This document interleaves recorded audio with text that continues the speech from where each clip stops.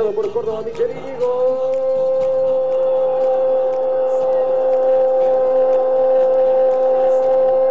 Gol de Racing. El gol del triunfo lo hizo Pablito Michelini. De esta manera Racing se lleva los 3 puntos de Jujuy. Cuando Racing debía conservar el...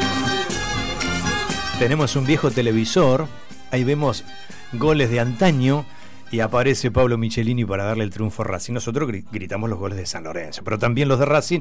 Y hay un golazo que hace en el Deportivo Español que lo quise poner, pero no tiene audio. Sí está la imagen, pero no está el grito de gol de un relator. Es un placer saludarlo en esta mañana de domingo, a quien fue nuestros 5 referentes. El programa se llama Doble 5 porque Galera jugó de 5, quien les habla jugó en la mitad de la cancha, pero corazón de león para Pablo Michelini, campeón con el maestro Pellegrini. Hola Pablo, ¿cómo te va? Buen día, gracias por atender. Buen día, ¿cómo están? ¿Qué dicen? ¿Cómo andas? ¿Bien? Muy bien, muy bien. ¿Te acordás hubo un ejemplar especial del gráfico con San Lorenzo campeón y decía Pablo Corazón de León? ¿Te acordás de eso? Sí, tengo un recuerdo de esa imagen, sí, es verdad. Bueno, hoy el programa pasa por el tiempo. Ese es el significante y como siempre con todos los entrevistados, la primera pregunta es una asociación libre. Así que dejá jugar tu cabeza y la pregunta es esa. Decimos fútbol y tiempo. ¿Qué te pasa? ¿Qué es lo primero que querés decir, que querés contar? ¿Y qué me viene en la cabeza? Bueno, es tan rápido como sucede todos los eventos. Yo me retiré en el año 2005, ya pasaron un montón de años, casi 18, y bueno, a veces cuando ya pasan tantos años uno le van quedando los recuerdos y por suerte quedan los recuerdos lindos, porque muchas veces en la carrera del jugador, o la mayoría de las veces en la carrera del jugador, son momentos más difíciles que lindos, pero con el paso del tiempo los recuerdos que a uno le quedan son los lindos, eso es lo bueno. Pablo, Gustavo te saluda. Ese es el tiempo histórico, ¿no? Ahora, si vamos al juego, ¿no? El tiempo en el cual el futbolista tiene que controlar, dar el pase, avanzar, retroceder, pensar. ¿Cómo ves esta cuestión del tiempo con el paso de los años? ¿Cómo ha evolucionado el fútbol en sí? Bueno, no, ha evolucionado bastante. Hay un cambio importante en forma de juego de los equipos. Se le pide mucho más cosas diferentes a los jugadores ahora que lo que se le pedía antes. En cuanto a juego, piden que todos participen en la creación y en la circulación del juego, y se les exige también a los delanteros mayor esfuerzo a la recuperación que antes no lo hacían. Entonces es como que todos tienen que hacer todos ahora. ¿Viste? Bueno, vos jugás de 5, pero viste que ahora los 5, a veces cuando uno veo lo que le piden, yo pensaba, antes cuando yo jugaba, eso se le pedía al 10, no se le pedía al 5, quiero decir, ¿no? Ahora se le pide como una destreza que tiene que tener... que llegue al gol, que asista, que pise el área rival. Pero que inclusive que tenga una dinámica totalmente distinta. No sé si es lo mismo. Sí, pienso lo mismo.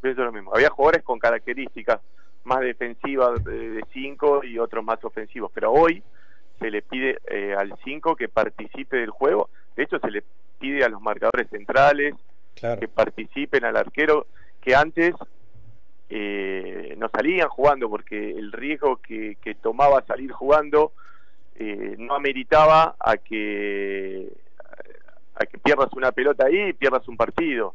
Y hoy sí se expone a tratar de salir jugando y crear una jugada desde el fondo. Hay un cambio de concepto importante en estos últimos años. Inclusive el arquero también, ¿no? Inclusive el arquero, sí. Vos pensás en un arquero de otras épocas, le dabas la pelota cuando ya pasó la época que la podía agarrar, quiero decir, ¿no? Pero bueno, pongamos ya más acá, cuando la tenía al pie, era para reventarla, y hoy... nada, tiene que jugar. Sí, seguramente se debe entrenar en inferiores, se debe tomar un montón de conceptos técnicos como para que el jugador llegue mucho más completo, Y por el otro lado también, antes los delanteros no te corrían ni loco lo que corren ahora. No. Se simplifica mucho más la recuperación, porque a mí me venían con pelota dominada, la tomaba el enganche y venía cómoda la pelota del fondo. Nadie apretaba como apretan ahora. Entonces es un poco de los dos lados lo que hay. Vos sabés que hablando con el Beto Acosta y con Coco Capria, los dos te rescataban como un tiempista, ¿no? El tiempista de la mitad de la cancha. El Beto decía, nosotros íbamos, pero estaba Michelini. Y Coco Capria fue un poco más arriesgado, dijo, no, ninguno de los dos hacíamos 10 jueguitos con la pelota, pero estaba Michelini. Digo, ¿cómo eso se aprende? Digo, ¿por qué eras el tiempista de San Lorenzo, de Racing, del Deportivo Español? Mira, uno cuando... primero, mi carrera en todas las divisiones inferiores, yo siempre jugué de marcador central, o sea que mi aspecto siempre fue defensivo dentro de la cancha. Cuando llega a Deportivo Español un técnico que era Oscar Caballero, sí, claro, me propone jugar en mitad de cancha, pero todo mi ADN fue siempre marcador central, defensivo, marcando un delantero. Entonces cuando voy a mitad de cancha, yo no tenía todos los conceptos que necesita un volante, que lo que vos te referís, recibir, perfilado, ser parte del juego, porque cuando vos estás de marcador central tenés toda la cancha de frente generalmente. En ese paso yo traté de seguir, encontrar el timing, porque es diferente jugar en mitad de cancha para ganar segundas pelotas, marcar cuando el equipo ataca. Había un montón de conceptos que traté de aprenderlos en la marcha, no lo hice durante todas las divisiones inferiores. Y en ese sentido quizás me aboqué, o era lo que me pedían los técnicos, más en todo el aspecto defensivo que en lo que podía pulir o mejorar en cuanto a circulación y parte técnica. Y bueno, entonces me especializaba en tratar de recuperar pelotas lo más rápido posible y concentrármelo en entregarla rápido, bien y firme, para que el juego sea rápido después de la recuperación. En eso traté de basar mi carrera y bueno, de hecho lo pude hacer casi 13, 14 años. ¿Y pensás que en esto de el fútbol con tanta dinámica, con tanta velocidad, siguen siendo necesarios esos jugadores que bueno, que le ponen una pausa al juego, ¿no? Que por ahí que cambian el ritmo, que detienen por ahí lo alocado del juego en determinado momento y, no sé, hacen un cambio de frente o la frenan y arrancan para atrás y hay un momento donde todo se pausa un segundo y como que se resignifica toda la secuencia futbolística. ¿Crees que eso es necesario o pensás que el fútbol tiene que ser todo el tiempo velocidad, velocidad, velocidad? No, es necesario, sumamente necesario. Vos tenés que tener una combinación de jugadores. Obviamente que el jugador ideal es el que recupera y juega y entrega, yo qué sé, McAllister en este momento, o sea, tiene intensidad como para recuperar en la selección, pero también pone un pase gol. Ese es el jugador ideal, que hace todo bien, pero muchas veces no encontrás el jugador ideal que hace todo perfecto. De Paul, o sea, va, recupera, intenso, marca, se levanta, puede pasar a uno, se saca encima, toca rápido, o sea, tenés un mix en todo, pero también tenés que tener el talento puro de la persona que pueda hacer una pausa, encontrar los espacios, bajar el ritmo, pero sí o sí, ese jugador que tiene talento puro también tiene que colaborar en la recuperación de la pelota, porque cuando se presiona en conjunto, cuando hay uno que frena y no lo hace al ritmo de lo demás, empieza a generar espacios y no llegás a recuperarla. Estamos hablando con Pablo Michelini. Cuando empezamos el programa, Gustavo Galera, que hace la introducción de la temática, hablaba del tiempo de la niñez, donde todos nos soñábamos jugadores de fútbol. Ahí el tiempo nos iguala. Digo, vos soñaste ser jugador de fútbol y lo fuiste. ¿Qué recordás de aquello, no? ¿Cómo llegaste a la primera división de Deportivo Español? ¿Qué soñabas? ¿Qué cosas te pasaban como pibito? Que después un día lo lograste. Un día te viste en la revista El Gráfico, te escuchaste en el relato de Víctor Hugo o de otros relatores siendo protagonista del juego. Sí, no lo puse como objetivo primario en mi vida ser jugador de fútbol. Se fue dando con el correr de los años. Es complicado, llegan muy pocos a una primera división y y después poder mantenerse. Sí, el sueño en la cabeza siempre uno lo tiene, pero bueno, no me enfoqué como prioridad principal, se fue dando a partir del paso del tiempo. ¿Y cómo fue esa historia de niño? ¿Cómo fue tu historia? ¿Cómo te vinculaste con el fútbol y después con el fútbol infantil o el fútbol de inferiores? Claro, bueno, en esa época, hasta antes de jugar en divisiones inferiores, uno jugaba en la cancha de Babi, como todos, los 7, 8, 9 años, de un lado para el otro, sábado y domingo en los clubes. Yo jugaba en Club Liniers, Huracán de San Justo, bueno, todos los sábados y domingos dando vuelta por la provincia, jugando en canchas de Babi, y después ya empezar a probarse en una división inferior, que es el filtro más grande que tiene el jugador, porque uno tiene 10, 11, 12 años y se va a probar a una división inferior, hay una tensión, hay 22 chicos que están corriendo y el técnico te tiene que seleccionar, es complicado, y bueno, tuve la suerte de poder quedar en Deportivo Español y empezar a hacer las divisiones inferiores, ahí ya un nivel superior, porque los chicos que juegan en inferiores ya tienen una calidad superior a los que juegan en el barrio. Ahí empieza a desarrollarse lo que es una competencia sana, pero siempre dentro de lo que del equipo, fundamental que sea la performance del equipo. Y así, bueno, empezar a escalar categorías hasta que uno lo ve el técnico de primera, cuando uno va a entrenar con algún equipo de primera. Yo ya tenía 17, 18 años, y ahí me dieron la posibilidad de ir una pretemporada, y en la primera pretemporada del año 92, cuando ya empecé a entrenar, el técnico me dijo que me iba a dar la posibilidad de jugar en primera división, pero no del puesto que yo desarrollaba. Él quería que juegue en una posición de volante por derecha defensivo y que haga los relevos a Charly Batista, que era un uruguayo que tenía un montón de salida pegada. Entonces, bueno, yo hacía unas veces de defensor de 5 por derecha, marcando, y después cuando recuperábamos la pelota, Batista salía y se desplegaba por derecha y yo tomaba la posición defensiva marcando al delantero que caía por mi sector.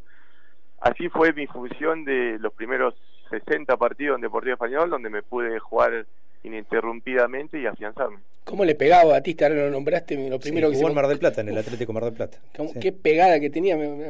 Y hoy en el Día de la Madre, ¿qué hacían tus padres? Bueno, un poco el destino también del jugador de fútbol. Yo vivía en Santa Fe, Sunchales, mis padres trabajaban en Sanco, donde está la fábrica ahí, lo trasladan, tema administrativo, a Buenos Aires, y yo llego a los 7, 8 años a Buenos Aires.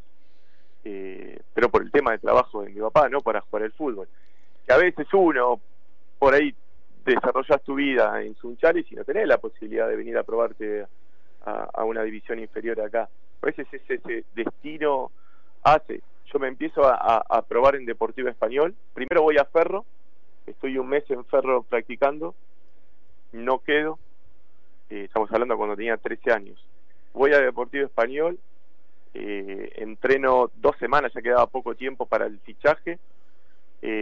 4 días antes de que cierre el libro de pase para el fichaje para inferiores, el técnico me dijo que había otro similar que no iba a quedar, que si me quería quedar esa semana entrenando, que me quede.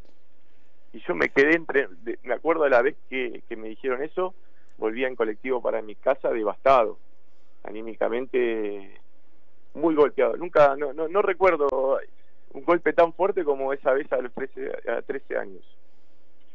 Y igualmente seguí entrenando esa semana, a pesar del técnico que me dijo que no iba a quedar. Y mágicamente se abrió un cupo final, y resumidamente a las 2 semanas que terminó mi fichaje, ya el técnico estaba jugando en inferiores de titular, y de ahí se fue dando. Pero a veces una decisión chica a los 12, 13 años te puede cambiar el desarrollo de toda una carrera. por más que después hay un montón de esfuerzo grande para pulirte y desarrollarte y poder llegar a primera. Pero quizás esa decisión, a los 13 años que tomé de seguir entrenando, de no bajar los brazos, cambiaba el rumbo de mi vida. Seguramente, y por eso cuando uno piensa en esto del tiempo,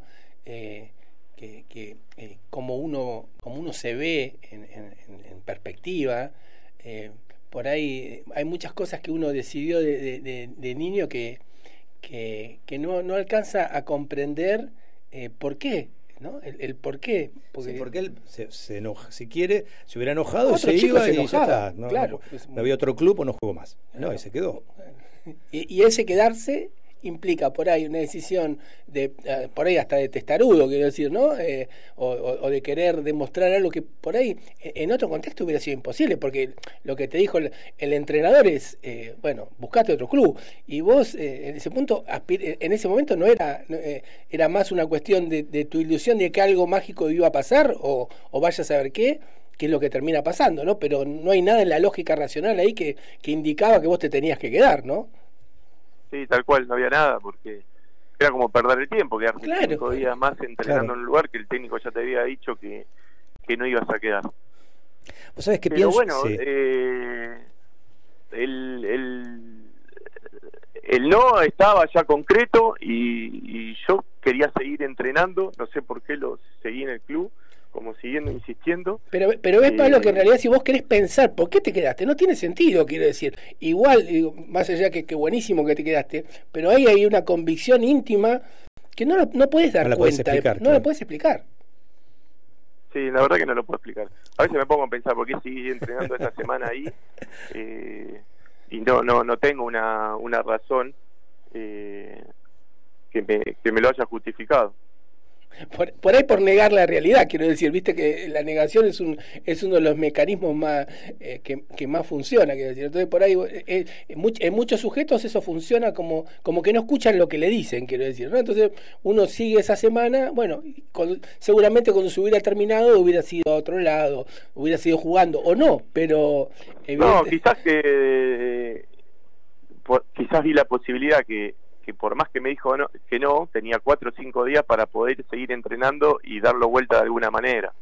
Que él me haya dicho que podía seguir entrenando, porque cuando un técnico te dice que no, ¿para qué vas a ir a entrenar nuevamente? Claro. Ya no te deja ni siquiera ir. Pero él me dio la posibilidad que siga entrenando, entonces eso quizás me abrió, bueno, tengo 5 días más de poder demostrarle de cambiar la forma de pensar del tipo. ¿Y qué fue lo mágico que pasó? ¿Se puede contar eso? ¿Qué fue? ¿Por qué se abrió ese cupo? Creo que el cupo de los chicos eran 25, 26 jugadores, y había uno que estaba en duda, y que fue eso, lo que te acabo de decir. Él estaba convencido que era otro jugador el que tenía que estar en ese plantel de 25 de la 8ª división de Deportivo Español, y que en esa semana que yo estuve lo di vuelta. O sea, me eligió a mí, no eligió al otro. Ah. Y esto del tiempo, después corre el tiempo y hablas del colectivo. Esta imagen te veo triste porque te dicen que no, y después un día jugando en la primera del Deportivo Español le ganan a Boca en la Bombonera, y vos, siendo uno de los protagonistas de esa gesta, te volvés en colectivo. ¿Me puedes contar eso? Siendo jugador de Español, sí, con el bolsito te volviste en el bondi. Sí, me volví en el bondi. Yo estaba jugando en primera, pero todavía no tenía plata para comprarme un auto. Me empezaban a pagar, empezaba a ahorrar un poco, pero no tenía la plata para comprarme un auto todavía. Yo vine en una familia de clase media, y bueno, me tomé el colectivo en el 96, me acuerdo, que iba de Liniers hasta Ramos Mejía, donde vivía yo. Con la pilcha de Español. ¿Cómo? Con la pilcha del Deportivo Español. Ninguno te dijo, pero... Claro, tenía la remera de concentración de Español, el bolso de Español, y era medio bizarro porque estaba en el micro en el 96 y estaba un montón de hinchas de Boca que volvían de la cancha. Obviamente que ni me conocían a mí, pero bueno, lo veía con cara de enojado, que habían perdido la posibilidad de salir campeón en ese momento, y bueno, y yo había estado hasta hace poco minutos en la cancha. Qué bárbaro. Ahí, repasando tu carrera, hay un momento cúlmine. Este es el mes maradoniano. Cuando vas a Racing, en un momento alguien te dice, mirá que vamos a tener un entrenador, un tal Diego Armando. ¿Qué te decía Diego? Esto que vos decías, las cosas que un entrenador le va diciendo a un centrocampista. ¿Y Diego qué te dijo en Racing? ¿Qué te decía? La verdad, fue muy lindo tenerlo. Pude ver el otro lado de Maradona, el lado puertas para adentro, dentro de un vestuario, dentro de una concentración. Pude verlo en la derrota, cuando el equipo no ganaba, cómo reaccionaba, lo que él vivía después que le agarraban de la cabeza, la nariz, la gente en la puerta del hotel, y entraba y cruzaba la puerta y bueno, estaba un poco más tranquilo. No era una vida normal de una persona, era muy difícil vivir de la manera que vivía él, por el acoso de la gente, que de buena manera, pero en realidad nosotros lo veíamos de adentro, decimos, este tipo pobre, no puede salir a ningún lado, no puede hacer nada. Es complicado, era complicado a la larga ser Maradona. Y como persona, nada, un montón de conceptos, siempre muy ameno conmigo, y bueno, nada, relajado, disfrutá el momento, o sea, no lo tomes con estrés, no lo tomes con tensión, eran los consejos generalmente que él me daba. Si tuvieras que volver un tiempo atrás, ¿a qué tiempo volverías? Con relación al fútbol, A lo que se te ocurra. Y por ahí en el momento que uno persigue durante toda su vida con respecto al fútbol, o cuando yo era chico, era poder lograr un campeonato. Entonces me tocó, por suerte, 3 títulos en San Lorenzo, pero el primero, en el año 2001, ese proceso de poder salir campeón fue muy lindo, porque tuve muchos compañeros al lado, lo disfrutamos desde un comienzo, pero con todo el estrés de que ninguno había sido campeón. Entonces, el hecho de poderlo conseguir después de pelearla durante tanto tiempo, teníamos un montón de problemas económicos en el club en ese momento, pero era un grupo donde había 7, 8 jugadores que nos quedábamos después del entrenamiento, y todos pensábamos de la misma manera. Ese instante, ese vestuario post entrenamiento es donde me gustaría volver a estar. Ahí ese equipo del ingeniero Pellegrini brillaba, tuvo un final de campeonato fantástico, pero yo digo que podían brillar futbolistas de la talla de Arbiti y compañía, porque había futbolistas también de la talla de Michelini, ¿no? Había mucho equilibrio. Eso lo había pensado el entrenador, es decir, yo te ataco con estos irreverentes, con estos cara sucia, porque tengo a Michelini. Digo, equilibrio el equipo. Jugábamos con doble 5, o sea, 2 volantes defensivos, entre comillas. A mí me tocaba jugar con varios, pero en un momento jugué con Eduardo Tuyo, que era marcador central, lo puse en el medio. Pero los otros 2 volantes que estaban en el adelante nuestro era Romagnoli y Leo Rodríguez, o Romagnoli y Herbiti. Entonces eran 2 enganches que cuando jugaban se soltaban totalmente para jugar, más 2 delanteros, más los marcadores de punta que se sumaban por afuera. Entonces el concepto era, cuando teníamos la pelota teníamos muchas variantes por los marcadores de punta y por estos 2 volantes de creación más los 2 delanteros, pero cuando la perdíamos, la recuperación tenía que ser alta, como tratar de recuperar en campo contrario apenas se perdía la pelota. Entonces realizábamos unas funciones defensivas para recuperar la pelota rápidamente. ¿Y era más fácil jugar con un doble 5 para vos, o te sentías más cómodo siendo el único centrocampista del equipo? No, de las dos maneras. No. De las dos maneras. A veces yo estuve en equipos donde por ahí jugaba solo de 5 con un montón de volantes ofensivos a los costados. Te puedo nombrar en Racing. Me tocaba jugar con Pablo Besombe, que era un 8 con mucha salida. Por izquierda jugaba Matute Morales, jugaba el Mago Capria, La Torre y Delgado. O sea, yo era el único en el medio de aspecto defensivo y corría muchísimo menos en ese equipo que en otros equipos que que éramos más volantes defensivos, porque teníamos siempre la pelota, entonces se me hacía más fácil a mí jugar, porque prácticamente no, era poco los momentos que tenía que hacer intensidad para recuperar. Claro. Y esto, digamos, sos Michelini con un recorrido en primera, por ahí están escuchando algunos de los pibes que se sueña Michelini, quiere jugar en la primera de San Lorenzo, en Racing, cerrar la carrera como la cerraste vos. Digo, a mí me queda esa imagen tuya como futbolista, es decir, en el mano a mano siempre sacabas ventaja, digamos, eras un jugador difícil de pasar. ¿Eso lo fuiste aprendiendo, te lo enseñaron, es algo innato? Digo, para los que hemos jugado en esa posición, a mí me gustaba el mano a mano con el volante de rival. Cuando te tocaba un rapidito se complicaba. Ahora ese duelo, ese 1 contra 1, donde el tipo te quiere ganar y vos te batís a duelo con él para robarle la pelota, parece ser más sencillo, más fácil. ¿Te pasaba lo mismo? ¿O cómo lo afrontabas? Porque marcaste jugadores de muchísimo nivel, de primer nivel. Mirá, vos que jugaste de volante central, yo tenía 2 o 3 conceptos que trataba de aplicarlo. Primero veía el volante de enganche que iba a jugar, lo miraba los partidos anteriores que había jugado. Entonces tenía un panorama de cómo se movía, cómo enganchaba. Y después el primer concepto importante que tenía era que yo trataba de que el volante de enganche nunca me encare de frente. O sea, siempre cuando recibía lo tenía que tener a 1 metro, o lo anticipaba o que reciba de espalda. Esa era la primera premisa que quería, porque cualquier jugador más volante de enganche o ofensivo que juega en primera, tranquilamente te puede sacar de encima. Sí. Entonces, estando de espalda, es mucho más difícil girar, darse vuelta y que te pase. Tenés menos chances de que lo haga. Son pocos los que pueden hacer ese movimiento tan rápido. Entonces, eso me permitía estar más atento y recuperar mucho más pelotas en el mano a mano. ¿Y cómo es este tiempo tuyo alejado del fútbol? Y bueno, yo cuando terminé, venía desarrollando otras actividades fuera del fútbol.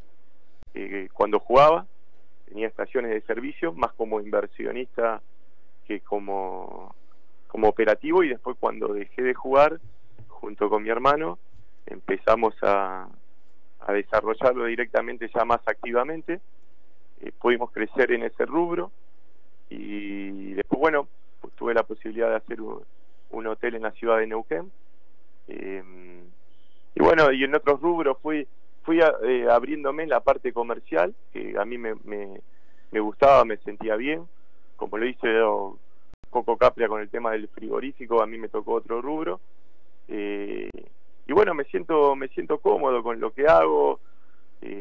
Obviamente que jugar al fútbol es 1000 veces más lindo, pero me siento pleno porque pude demostrar y desarrollarme en una actividad que no es relacionada con el fútbol. Por ahí leí que estudiaste para contador público. ¿Te recibiste o esa información es errónea? No, llegué a estudiar hasta el 2.º año. Mientras estaba en Deportivo Español seguía estudiando. Después, cuando me compró Racing, ahí se me complicó, y no lo terminé la carrera, pero me sirvió para los primeros pasos cuando uno tiene que tomar decisiones para una inversión o en análisis. Yo creo que fue útil para mí.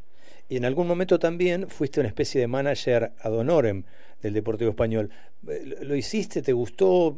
Digamos, el club no era el Español que vos jugaste, que en ese momento llegó a salir segundo del Newell's de Bielsa, ni el otro, el anterior, que era como un equipo muy difícil de enfrentar. No, pero manager fui de San Lorenzo, no de Español. Ah, discúlpame, pensé que habías empezado una experiencia en Español. Perdón. ¿Y en San Lorenzo? No, estaba de presidente de Sabino, y me decía, a mí me estaba yendo muy bien en la actividad empresarial que tenía, y en un momento me dice, venía a darme una mano, te queremos contratar como manager. Estaba Valecantos también ahí, y bueno, le dije que sí, que iba, pero que no quería un sueldo. La verdad que me estaba yendo bien en la otra parte y yo no quería cobrar del club. Estuve 6-7 meses, la verdad que también fue muy útil. Bueno, estuve del otro lado, ahora me enteré de la parte cuando uno no es jugador, cuando ves el otro concepto, cuando vienen los representantes que te traen jugadores, los que cobran los representantes, los arreglos, cómo se manejan, el técnico cuando toma una decisión y los dirigentes piensan de otra manera. O sea, estaba en todo ese lado del fútbol, y también estaba en la otra parte que me era media incómoda. Yo tenía que estar en un vestuario y a veces tenía que estar negociando con un jugador que hasta hace poco era compañero mío, y tenía que negociar los premios, y para cómo era una situación donde no había mucha plata. Bueno, era medio feo en ese momento, porque si yo estoy en aspecto empresarial y tengo que negociar con otra persona, es más entendible, pero acá con un ex compañero se hace un poco más tirante. Y bueno, estuve casi 8 o 9 meses, no se dieron las cosas en un momento, el equipo no andaba bien, estaba de Ruggeri de técnico, perdimos un partido de local, y me acuerdo que estaba mirando el partido de afuera, y vino una persona ahí en la tribuna y me empezó a insultar, y como que me robaba la plata, como que venía a robar al club, y nada, llegué un momento que llegué a mi casa y yo estaba dejando de lugar poder desarrollar otras cosas comerciales porque estaba dedicando tiempo al club, y bueno, sentí como que no tenía ganas de seguir poniendo esfuerzo en el club. No cobraba, le ponía tiempo, nunca toqué un peso, y tenía ese recibimiento, no sé si era de todo o de esa persona. Entonces dije, no es por acá lo mío, y no fui más. Mira vos, ahí ya para despedirte y agradecerte el tiempo, te ocupás, manejás estaciones de servicio, son todas YPF, ¿verdad? ¿O hay alguna que no es YPF? No, todas YPF, alguna de GNC solo, pero sí, todas YPF. Bueno, quiero preguntarte por el momento económico del país. ¿Cómo? Primero, ¿hay nafta? Viste que siempre el rumor es que no hay nafta porque han estancado los precios. ¿Cómo lo ves? ¿Cómo ves de cara al futuro, ya siendo alguien que está en la profesión, el tiempo de la Argentina? Mirá, con relación al tema de la nafta, sí. Primero, ahora está congelada hace 2 o 3 meses, pero sí. de principio de año hasta agosto que estuvo congelada, subió todos los meses 4%. Ningún mes de la inflación de todo el año fue 4%, siempre fue 8, 9, 7, 10, y ahora hace 3 meses que está congelada. El otro día, unos amigos habían viajado a España y me decían que estaban pagando el litro de nafta 12 euros, lo que sería ahora 2.000 y pico pesos acá. Nosotros estamos pagando acá en Capital 240 pesos a la nafta. Está recontrapisado, y obviamente eso perjudica a las estaciones de servicio que cobran una comisión sobre el precio de venta. Pero a lo que voy, hay muchos precios que están pisados por el tema electoral, que después de las elecciones va a haber un cimbronazo importante porque es insostenible.